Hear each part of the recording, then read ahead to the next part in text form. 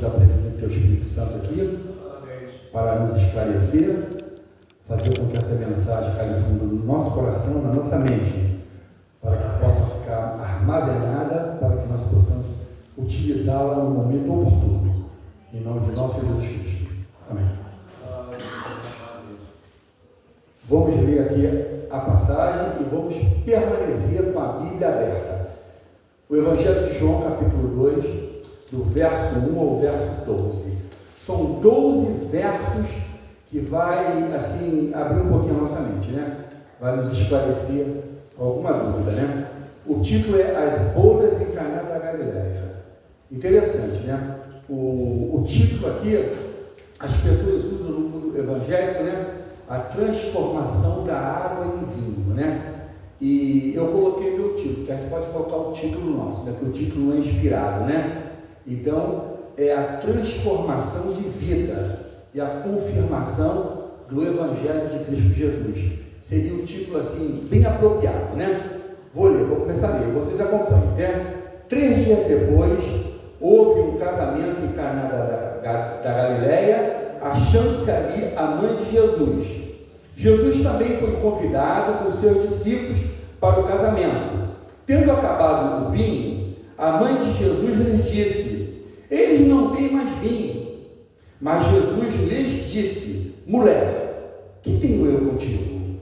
Ainda não é chegada a minha hora. Então ela falou aos serventes: fazei tudo que ele vos disser. Estavam ali 6 talhas de pedra que os judeus usavam para a purificação, e cada uma levava 2 ou 3 letretas. Jesus lhes disse: enchei de água as talhas, e eles as encheram totalmente. Então lhes determinou: tirai agora, levai ao mestre de sala. E eles o fizeram. Tendo o mestre de sala provado a água, transformada em vinho, não sabendo de onde viera, se bem que os sabiam os serventes, que havia tirado a água, chamou o noivo e lhes disse: todos costumam pôr primeiro o bom vinho, e quando já beberam fartamente, servem o inferior. Tu, porém, guardaste o bom vinho até agora? Com este deu Jesus princípio aos seus sinais em Caná da Galileia. Manifestou sua glória e seus discípulos creram nele. Depois disso, desceu ele para Cafarnaum com sua mãe, seus irmãos e seus discípulos, e ficaram ali por muitos dias. Interessante, né? Essa mensagem parece simples, né? Uma mensagem simples. Na internet a gente vê as pessoas falando que é a mensagem mais simples dos 35 grandes milagres de Jesus. Jesus realmente fez 35, catalogou 35 grandes milagres, catalogado, mas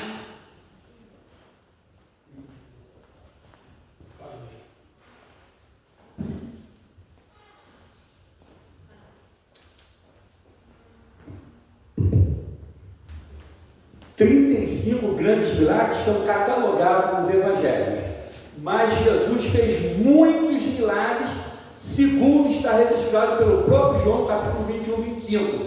Diz que ele fez muitos milagres, mas catalogados ficaram 35. E desses 35, 7 estão no livro de João, do evangelista. E os 7 estão também nos sinóticos. Mas somente este milagre aqui é exclusivo de João. Só está no livro de João. Interessante, né? Por quê? 35 grandes milagres catalogados, 7 no livro de João, e somente este, que é exclusivo de João Evangelista. É uma coisa que tem que ser um especial, né? E é o primeiro milagre dos 35 feito por Jesus. O primeiro, ali mostrando ele o ministério como Deus, como Filho de Deus encarnado. Interessante. Inicia-se agora, com esse milagre, o ministério de Jesus, com o primeiro milagre. Não foi um milagre de impacto, as pessoas confundem. Milagres impactantes, dos 35 tem os 10. Desses 10, como o tempo é curto, vocês vão estudar em casa essa mensagem, eu separei 4 impactantes. Vocês vão estudar em casa, que é maravilhoso. Você lê, você realmente vai ver que é um milagre simples, mas não é simples assim não. Olha como ele é profundo. Os impactantes, os 10 leprosos que foram curados por Jesus, um veio agradecer. E a lepra, bacilo de Hansen, até hoje não tem cura. Então você vê como o negócio, e hoje também tem assim, as pessoas veem como uma doença muito perigosa, contagiosa. Imagina há 2000 anos atrás. Ele foi um milagre de impacto. O cego de nascença, ele nasceu cego, a família demonstrou que ele era cego, ali, os amigos, e Jesus o curou. Foi impactante porque jamais se viu alguma coisa. Cego de nascença, Jesus o curou ali. Cada um desses dá um sermão, né? A ressurreição de Lázaro, 4 dias podre, fedendo, não tira a pedra. As irmãs falaram para Jesus, porque cheira mal. Foi um milagre de impacto, que todas as pessoas creram em Jesus. E o Evangelho foi distribuído ali pela circunvizinhança. O paralítico de Cafarnaum foi outro milagre de impacto. Mas me parece que esse aqui não teve esse impacto. Mas os leitores e a literatura do primeiro século mostra que este milagre foi simples, mas profundo, porque ninguém contesta ele. Joséfo, que é o historiador do primeiro século, fala sobre esse milagre. Ele foi registrado para testemunho dos discípulos. Vou mostrar a vocês por quê daqui a pouquinho. Os discípulos firmaram a fé nesse milagre. O verso 6, vamos acompanhar comigo, tá? Vamos ler a Bíblia hoje. Poucos versículos, mas significantes. Estavam ali 6 talhas de pedra que os judeus usavam para a purificação, e cada um levava 2 a 3 metretas. Interessante, 6 talhas de pedra e cada uma de 2 a 3 metretas. Isso aí, se vocês forem pesquisar, 2 a 3 metretas, 100 litros de água, vezes 6 talhas, 600 litros de água em 6 talhas, cada uma já especificada com 100 litros de água. Interessante, hein? 2 a 3 metretas. O verso 7 fala que encheram as talhas. Agora vamos especificar.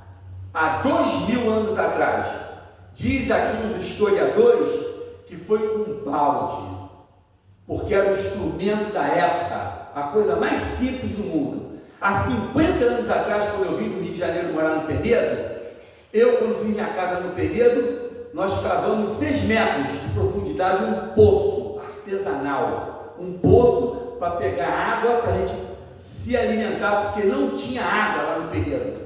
Lá, indo ali para o Pico do Penedinho, quem conhece, é um morro, não tinha água. E eu sei como é que funciona. 2 forquilhas, uma trave que a gente usava de madeira, de goiabeira, para puxar a água. E tinha que colocar um peso no balde para ele fazer essa inclinação para poder trazer a água. Então, 5 litros é pesado você puxar ele na mão. Imagina você encher 100 litros, 100 vezes, 100 vezes para encher uma talha. 600 vezes para usar o quê? As 6 talhas. Interessante isso. Então, como é que foi enchido pelo instrumento da época, um balde? Sem sensacionalismo. Um milagre parece oculto, mas vocês vão ver a grandeza desse milagre. Hoje, vocês veem na televisão os milagres que são feitos aí com um sensacionalismo terrível. Eles fazem uma festa para mostrar um milagre. E aqui não teve isso aqui não. segundo a palavra de Deus. Verso 8 e verso 9. Acompanha comigo. Levai ao mestre-sala. Por que o mestre-sala? Porque o mestre-sala era o especialista da festa. Era o que testificava se era a qualidade do alimento e das bebidas. E ele provou a água transformada em vinho.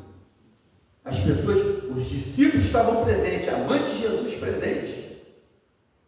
E foi levado para ele. E ele provou e falou que esse noivo é estrategista. Ele usa o vinho bom até o final da festa, porque antigamente, naquele período, eles usavam o quê? O bom vinho no início. E lá no finalzinho da festa, o vinho de menor qualidade para poder ficar um custo menor, porque as festas eram de 1 a 2 semanas. Vou mostrar a vocês aqui como é que era o sistema da festa judaica. Então, aquilo ali não foi uma estratégia do noivo, não, foi uma estratégia de nosso Senhor Jesus Cristo. Amém. Para mostrar o evangelho dele. E o verso 11 mostra aqui que os discípulos creram nele. Interessante isso. Aquele primeiro milagre, ele não foi de impacto, como eu falei para vocês. Os 10 leprosos foi impactante, o cego de nascença impactante, a ressurreição de Lázaro impactante, o paralítico impactante. Mas nós temos aqui sabido agora, com toda certeza, 100%, para não errar, os 10 leprosos que foram curados, posteriormente morreram, ou de velhice, ou de doença, outra doença, porque não está catalogado aqui na palavra de Deus que eles ressuscitaram.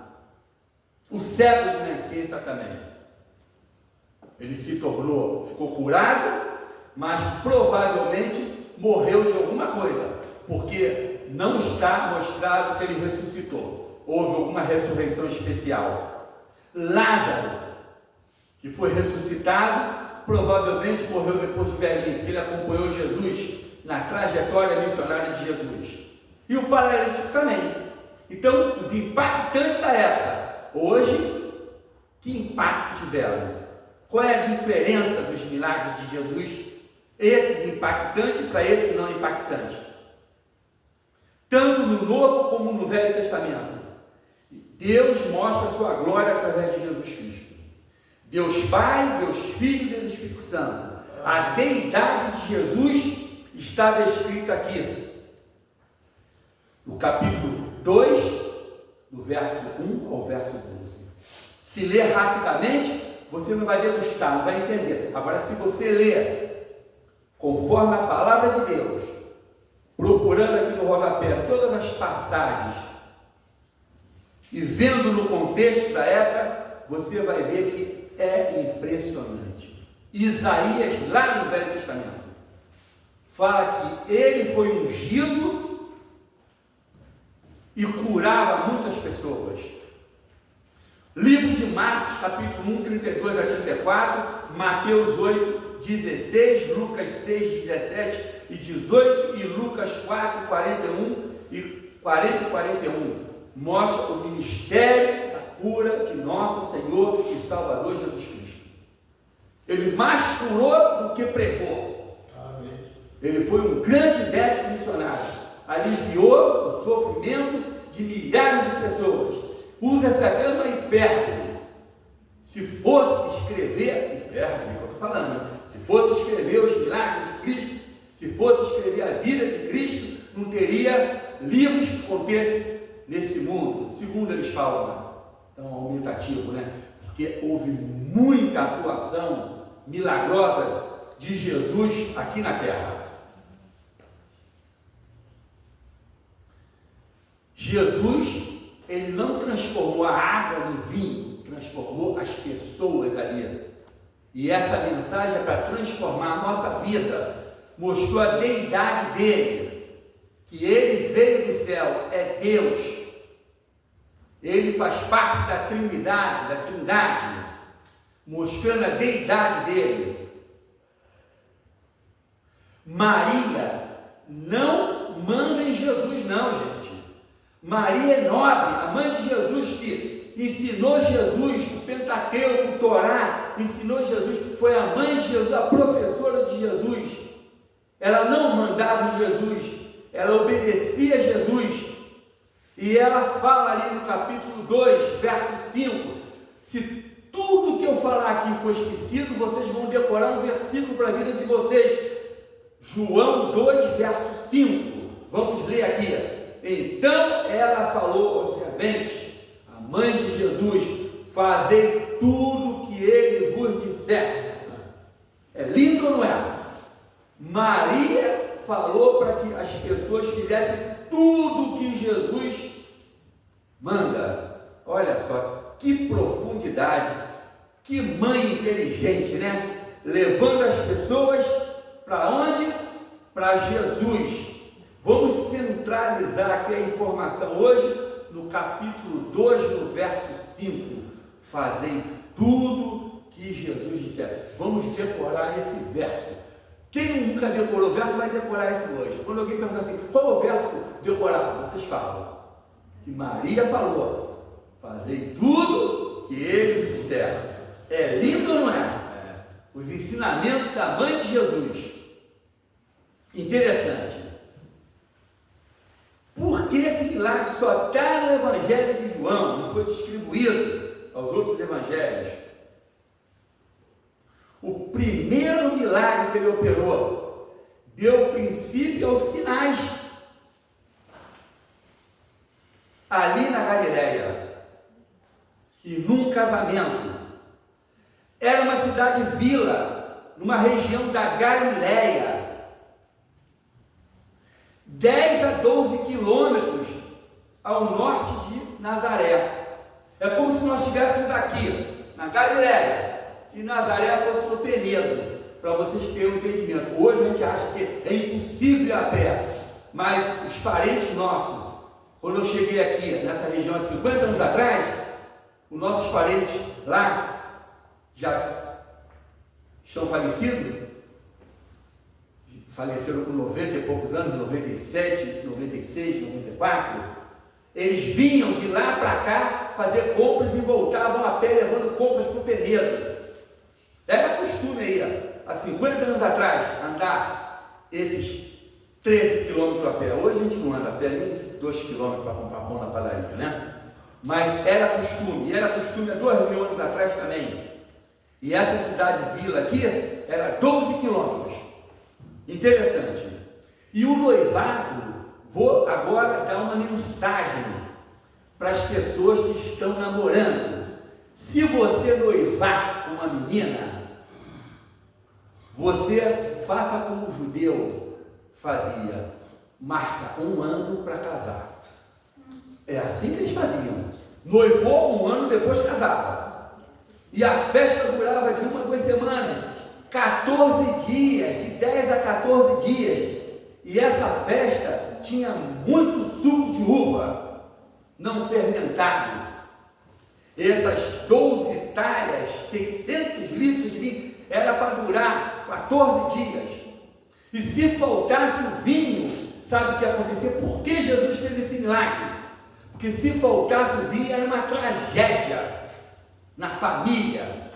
E também cabia uma ação judicial para poder impedir o casamento. Se esse indivíduo não tem condição de dar uma festa de 14 dias, ele vai ter condição de sustentar minha filha. Esse cara é duro, não tem condição, ele não tem uma reserva. Se ele não tem uma reserva, como é que ele vai sustentar minha filha? Eles pensavam assim. Por isso que tinha uma ação judicial para anular o casamento. Se ele não fizesse esse tipo de festa. Aí entrou a figura de quem? Do Senhor Jesus, a pedido da mãe dele. Fazei tudo que ele vos disser. Ela não mandou, não. Ela falou para Jesus, para as pessoas fazerem, e ele mandou que enchesse as talhas de água, para poder fazer o quê? Esse grande milagre. A matriarca, quem era a matriarca que estava ali? Era Maria, mãe de Jesus, a matriarca. E tinha ali, o contexto fala aqui, que tinha o quê? Verso 5, tinha os 5 discípulos, João, André, Filipe, Pedro e Natanael, estavam presentes ali, naquela cerimônia de casamento. Jesus, a matriarca, a mamãe, e os 5 discípulos. Natanael era de Canaã da Galileia, olha que interessante. 3 dias antes, Filipe chamou Natanael. Natanael, vem ver aquele que foi escrito por Moisés, o enviado de Deus. Ele falou, o quê? Pode vir alguma coisa boa de Nazaré? Olha como ele era preconceituoso. Filipe falou, vem ver. Venha cá e ver. Ele foi ver. Quando chegou lá, Jesus olhou para ele e falou o que para ele? Eu te vi aonde? Debaixo de uma figueira. Esse homem é profeta. Aí Jesus mostrou a divindade dele. Ele já tinha visto Natanael, antes de Natanael ser chamado para compor o discipulado. Aí João, André, Filipe e Pedro creram em Jesus. Esse aí tem a natureza divina. Nós estamos certos. Ali firmou o quê? Os discipulados de Jesus com aquela descrença dele. Mas Jesus ressaltou: nós somos bem-aventurados. O que quer dizer? Felizes, porque nós não vimos e cremos. Amém. Olha só que bênção que ele estendeu para a gente hoje, há 2000 anos e 25.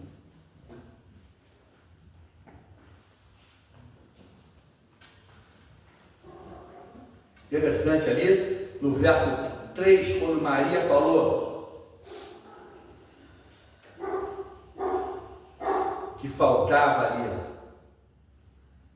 E interessante mais que é um ambiente familiar.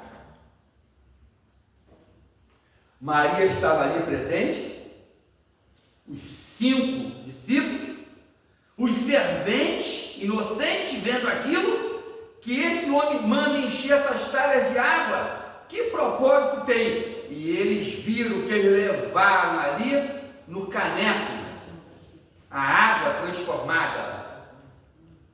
E aquele homem certificou que era um vinho de excelente qualidade.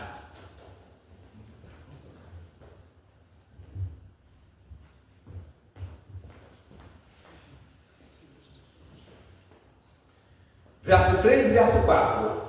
A mãe falou: não tem vinho, o vinho acabou. E Jesus falou certamente, com toda a convicção: ainda não é chegada a minha hora. Aí ele faz aqui uma observação: mulher, que tenho eu contigo? Na internet tem uma porção de coisas ilógicas falando aí, mas dentro do contexto está correto. Não é desrespeito nenhum. Por quê? Porque era um termo usado na época. Estava dentro do contexto. Interessante, né? Eu tenho 4 passagens aqui: Lucas 2:7, João 2:3, Marcos 3:31 e João 19:26. Quem quiser depois eu passo para os irmãos.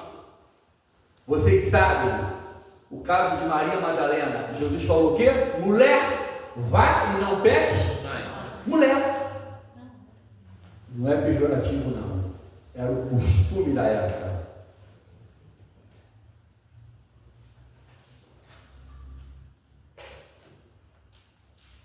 Na cruz do Calvário, Jesus falou o quê? Mulher, para a mãe dele: eis o teu filho, João. Esse João aqui, que nós estamos falando, evangelista. João, eis aqui a tua mãe. Entregando ali a mãe para o João cuidar. Era falado. E ponto final. Para que tanta discussão teológica? Jesus usou a expressão da época. E nada demais. Nunca foi desrespeitoso a sua mãe. E os críticos hoje concordam por unanimidade. Interessante. Naquele diálogo ali, ela fala que ele não tem vinho. Ela só apresenta a necessidade. A solução fica na mão de quem? De Jesus. Quando nós colocamos nossa necessidade na mão da pessoa perfeita que é Jesus, nós vamos ter o quê? Uma resposta.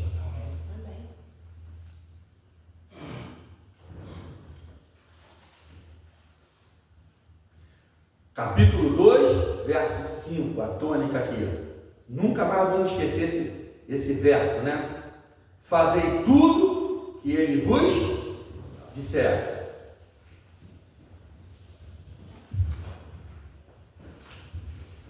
Eu já decorei. Interessante. A reação de Maria. Faça tudo que ele vos disser. Eu já contei algumas histórias aqui. Eu tenho bastante história, né? Já vivi, estou com 69 anos, já estou beirando quase 70, chegando a 70. Então tem que ter uma história. Se a gente não tiver história, a gente não tem vida, né? Então, eu já rodei aí bastante, quase todos os pontos turísticos no Brasil, né? Fui a alguns países da América do Sul e também na Europa. E quando eu estive na Europa, lá em Portugal, na Espanha, e estavam fazendo uma romaria lá. E o pessoal da família falou assim: os restos de Tiago estão aí. Aí, Santiago de Compostela. Eu disse: então eu vou lá ver. Estão lá? Tá.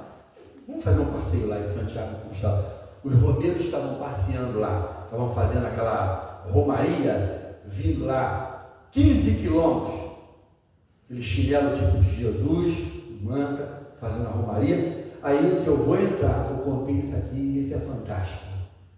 Acho que uns 3 anos atrás, ia ter 10 pessoas aqui num culto de quarta-feira, e eles estavam entrando ali, e eu fui entrar também, eu vou entrar também. Eu imaginei, vamos ver o que vai dar, vou entrar. E tentei entrar. Sabe o que aconteceu? Aconteceu que o bispo perguntou se eu era mariano. Eu me assustei, eu sou adventista, eu não sou mariano. Eu fiz assim para ele, mas tentei entrar e me pegou pelo braço e outra fila. E quase que eu peguei o certificado de peregrino. Se eu tivesse passado ali, agora com esse conhecimento, se ele me perguntasse hoje para mim: tu é mariano? Eu falaria assim, segundo o capítulo 2 do verso 5, eu ia falar para ele: fazei tudo que Maria vos disser. Ela falou, e eu estou fazendo. Eu sou um cristão. Ele ia me deixar entrar, eu estaria com um certificado aqui de peregrino com vocês. Mas não consegui dessa vez, não. Como é interessante, né? A gente tem preconceitos, né? Maria falou acertadamente: fazei tudo que Jesus vos disser. Capítulo 12, verso 46 a 50 de Mateus. Uma certa feita, os discípulos vieram e falaram: a tua mãe e teus irmãos estão ali. Sanguíneo, a mãezinha dele e os irmãos estão aí, querem falar contigo. Jesus estava já no ministério dele. Falou: minha mãe e meu pai, minha mãe e meus irmãos são todos aqueles que fazem a vontade de quem? Meu pai que está no céu. Então nós somos irmãos de Jesus. Nós estamos aqui com a palavra de Deus, praticando a palavra de Deus. A única autoridade é o Pai, né? Isso aqui é um sermão da história. Verso 5. Decore isso, mesmo que vocês esqueçam de tudo. Fazem tudo que ele vos disser. Vamos fazer tudo que Jesus manda. 4 relatos importantes. Fazei tudo que Jesus vos disser. Dos 10, eu separei 4. De cada 10 a gente separa 4. Que às vezes não dá para falar em 30 minutos. A pior coisa do mundo é a pessoa fazer um resumo. São 12 versos, mas parece que cada verso dá um sermão. Os 4 relatos, João 8:11. Vá e não peques mais, que eu citei. Foi? A mulher adúltera. Vá e não peques mais. João 9:35. Crendo em Jesus Cristo, aquele homem, o cego, ele ficou de cara a cara com o cego e falou: você crê? Ele falou assim: quem é ele para que eu creia? Jesus olhou para ele, ele já estava curado. Sou eu que falo contigo. Olha, dá um arrepio, né? Ele falou: eu creio. Jesus já tinha curado ele e depois provou a fé dele e ele falou: eu creio. Amém. João 11:25. Eu sou a ressurreição e a vida. O episódio de Lázaro foi dito ali, né? Ele estava pronto a ressuscitar Lázaro e as irmãs de Lázaro, Maria e Marta, não estavam crendo, achavam que era o futuro. Nós sabemos que vamos ressuscitar no último dia.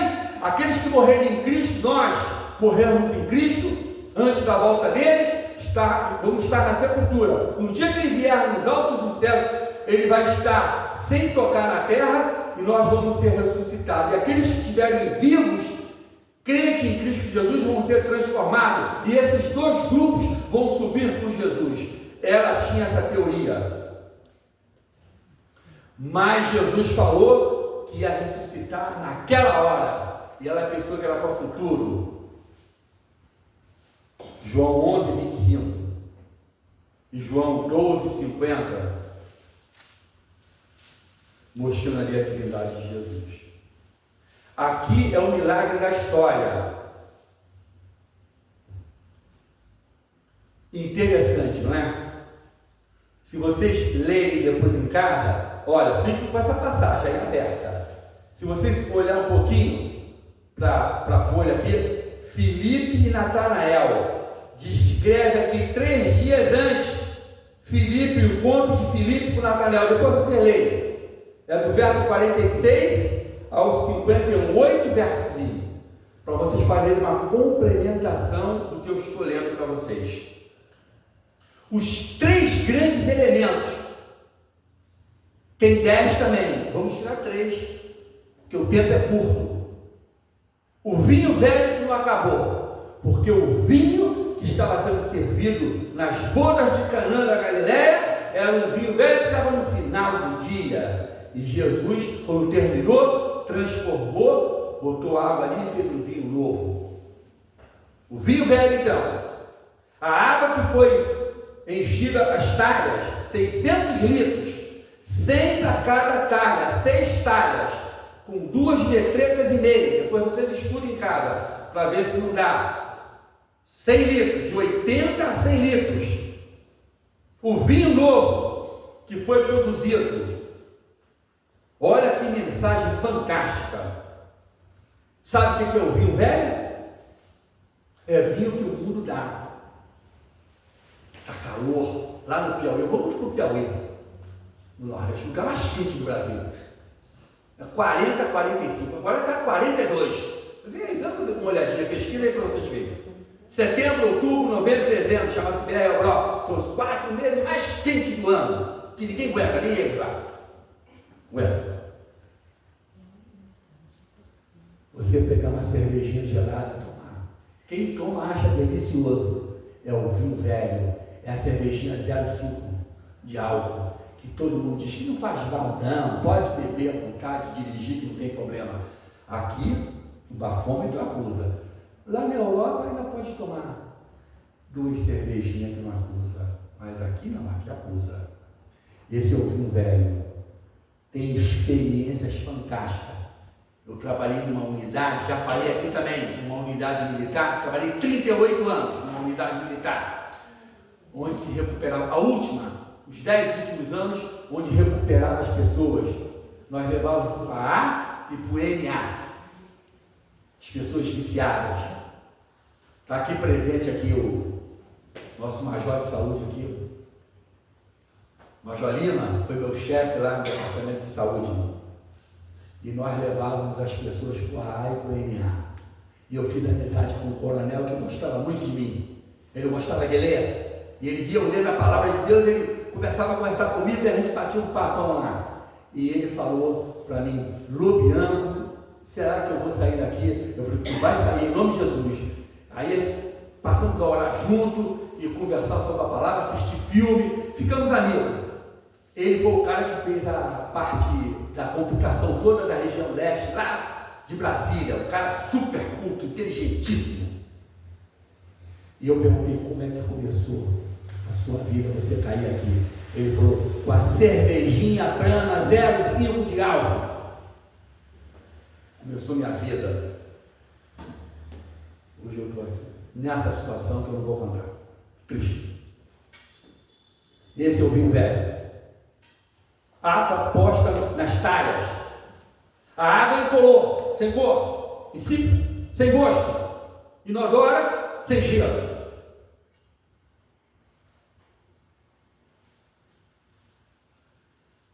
O religioso sem prática, sem exemplo de vida cristã, que não dá exemplo. Ele é sem cor, sem gosto e sem cheiro. Segundo a palavra de Deus. O vinho novo. Tem cor, tem gosto, tem cheiro. Esse é o vinho novo que Jesus dá. Tem gosto, tem cheiro.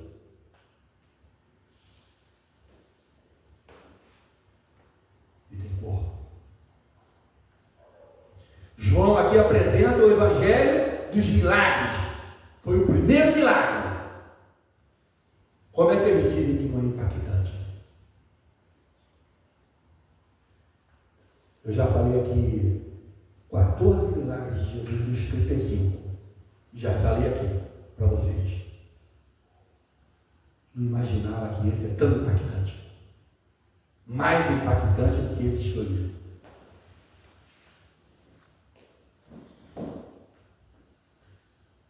Estamos estudando as semanas sobre Moisés, né? Semana passada, trimestre passado, ele lá no Egito ele transformou a água em sangue, simbolizando o juízo de Deus.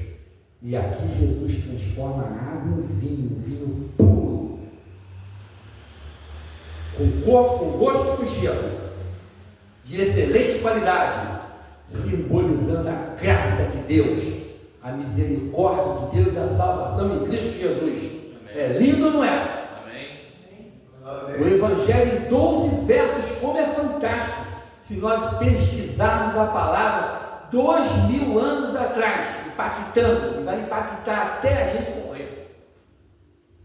A história da redenção está contada no capítulo 2, e eu vou decorar para a minha vida toda, capítulo 2, verso 5. Fazei tudo que ele vos disser. Interessante, João, eu estava até fazendo uma pesquisa interessante. João, quando escreveu este evangelho, foi no ano 60 em diante, não para baixo, para cima. Jesus morreu com 33 anos de idade. 33 para 60 dá quanto? 27 anos depois que esse evangelho foi escrito. O evangelho de Jesus era o Torá, era o Velho Testamento. E hoje o mundo evangélico fala que só cremos no Novo Testamento que é de Jesus. Mentira! Jesus nunca teve um Novo Testamento na mão. 27 anos depois, esse evangelho foi escrito. E o primeiro evangelho foi no ano 51. 33 para 51, 18 anos depois, que o Evangelho, o Novo Testamento, se tornou conhecido. A história de Jesus, depois de 27 anos, foi contada por João. E depois, quando ele estava velhinho, ele começou, antes de 18 anos, seguir Jesus, porque ele não pagou o imposto do templo. Só após 18, ele não tinha 18 que não pagou o imposto. Pedro pagou, ele não pagou. Então, ele estava ali como discípulo de Jesus, esse período todinho. 27 anos depois foi escrito. E lá no finalzinho, no livro de Apocalipse, quer dizer, Revelação, no ano 97, 37 anos depois dele ter escrito isso, no ano 97, ele falou que vai ter umas bodas do Cordeiro, simbolizando todos os salvos por Jesus. O mesmo João, evangelista, escreveu o livro de Apocalipse, Apocalipse 19, verso 9. Vai ter uma festa. Essa foi a primeira boda, vai ter a segunda boda, mostrando a trajetória de Jesus. E o chamado é agora, se nós aceitarmos essa festa espiritual, ela vai iniciar a nossa vida com o quê? Com uma vida de plenitude. Quem não quer ter plenitude de felicidade na vida familiar? Eu quero. Na vida financeira? Eu quero. Não quero ficar devendo a banco, devendo a agiota, devendo a ninguém. Uma vida de plenitude na vida amorosa? Eu também quero. Viver essa vida o melhor possível com Jesus. Amém. Aí você vai praticar João 2, verso 5. Fazei tudo que Jesus disser. Aí mostra aqui que ele vai transformar a água em vinho, o de melhor qualidade. Chama-se a transformação da vida. E que a paz de nosso Senhor Jesus Cristo esteja conosco, para que quando nós lermos a palavra, ler com meditação, com oração, para ter um significado profundo na nossa vida. Amém. Para a gente ficar seguro na mão de Jesus. Nós vamos agora vamos levantar, vamos entoar o hino 31.